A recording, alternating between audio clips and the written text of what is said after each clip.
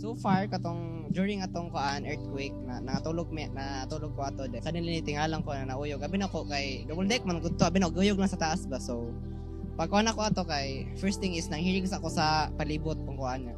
Feeling na ako na jud so naginahinay kong labas palong sa ako nag-evacuate ko para mas safe and then so far alive. Sa balay na may na kuan di totally damaged but partially na mga damage good. Makayon ko sa akong sarili wala man hinoon kay pero sa akong family kayo like gamay lang na uyog makuan dayon sila mahadlok dayon hila ka na.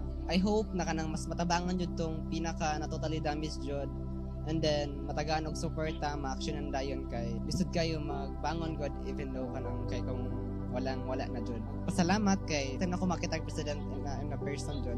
Pasalamat mi sa iyang presence even though layo kaayo nag-helicopter siya diri. Super thank you to our president.